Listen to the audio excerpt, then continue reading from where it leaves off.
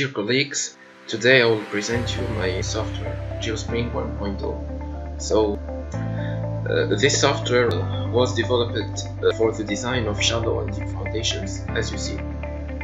The development of such a product, it has started since 2015.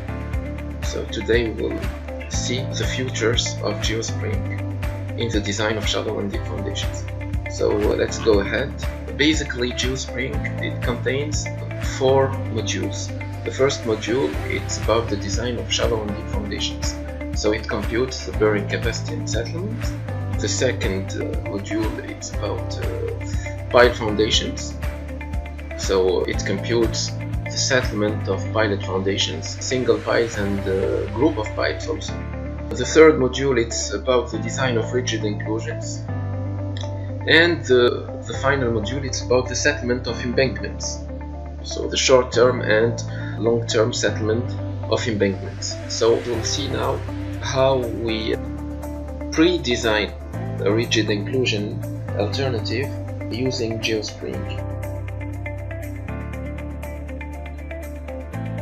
Actually, engineers, when they start to design soil improvement alternatives, they are looking for the so-called improvement area ratio, the percentage of substitution or replacement of the good material in the loaded surface.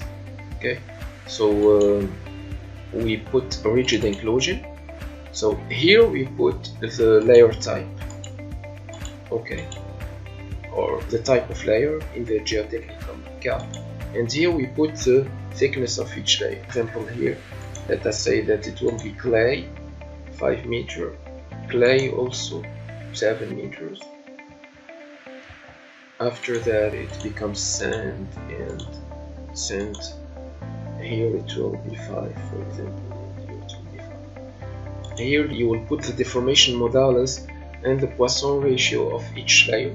For example, here it will be 7 MPa and 0.4. Here it will be 10 MPa and 0.4 also. For the sandy layers it will be 25, for example, and 30, 0.33 and 0.3, for example. Okay. Here you just have to put the width and length of your foundation. Okay. Let us say 3 by 3. The applied stress, for example, you will have 180 kPa. Okay. The embedment of your footing, for example, 1 meter. The water table at 2 meters.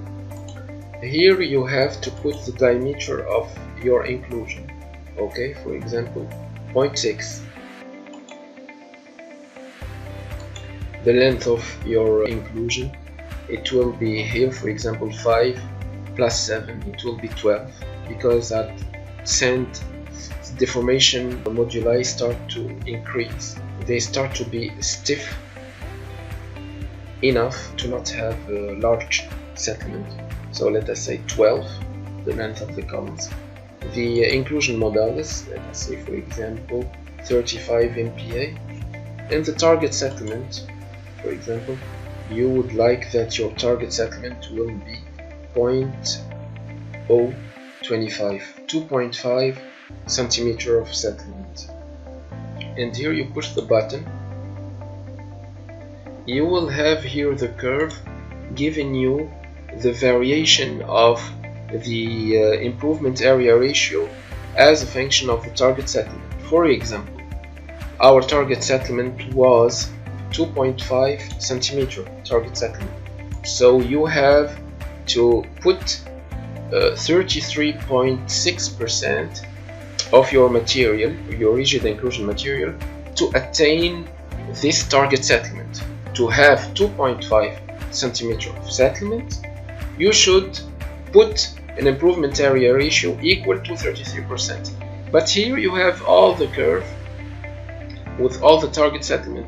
For example, to know the improvement area ratio for 2 centimeters, you just project the value of 2 centimeter and you will have 45%. So actually this curve, it will be useful for you to know the improvement area ratio before starting your finite element or finite difference modeling to study the behavior of these columns in short and long terms. So this is like a kind of design chart allowing you to know about the value of the improvement area ratio, to not start like arbitrary numerical modeling without having target an appropriate value and waste your time in numerical modeling. Thank you very much and see you soon.